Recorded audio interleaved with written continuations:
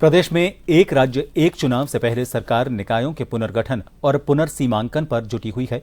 निकायों के पुनर्गठन और पुनर्सीमांकन के प्रस्तावों की समीक्षा को लेकर राज्य सरकार की ओर से गठित कैबिनेट सब कमेटी की बैठक यूडीएच मंत्री और कमेटी संयोजक झावर सिंह खर्रा की अध्यक्षता में हुई।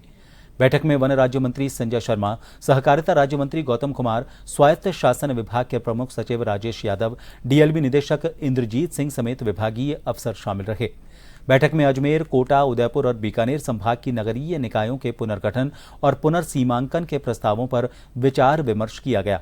गौरतलब है कि अगले बुधवार को जोधपुर, भरतपुर और जयपुर संभाग के निकायों से संबंधित प्रस्तावों की समीक्षा की जाएगी।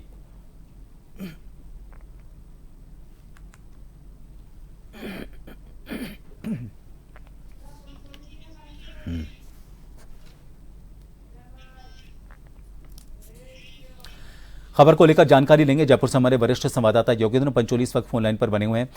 योगेंद्र, एक राष्ट्र एक चुनाव को लेकर जो बीजेपी सरकार है पूरी तरह से जुटी हुई है, लेकिन इस बीच इसका परिसीमन होना, उन क्षेत्रों का परिसीमांकन होना, ये तय करना कि उनकी बॉर्डर क्या होगी, इसको लेकर भी सरकार बहुत तेजी से काम कर रही है। खर्रा ने आज एक मीटिंग ली है। इस मीटिंग में क्या कोई समय सीमा निर्धारित की गई है कि कब तक ये सीमांकन का काम पूरा हो जाए, क्योंकि उसी के बाद जो अवधारणा है एक राष्ट्र एक चुनाव की, उसको पूरा करने की ओर कदम बढ़ाए जा सकते हैं?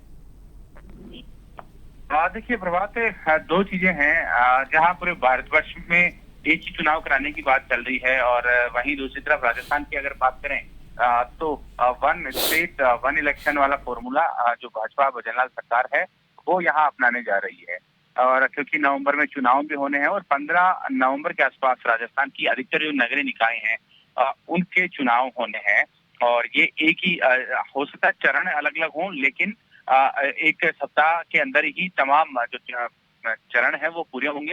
लेकिन उससे पहले की जो एक्सरसाइज है वो यहाँ पर की जा रही है। जो अधिकतर लगभग जो निकाय हैं उन निकायों के जो प्रमुख हैं, जनप्रतिनिधि हैं, जो भी स्टेक होल्डर्स हैं, उनसे संवाद किया जा रहा है। और क्योंकि जो यूडीएच मंत्री हैं झावर सिंह खर्रा, उन्हें ही ये कैबिनेट सब जो कमेटी है उसका संयोजक बनाया गया है, और इसके अलावा जो आदि दर्जन मंत्री हैं वो उनके सहयोगी हैं।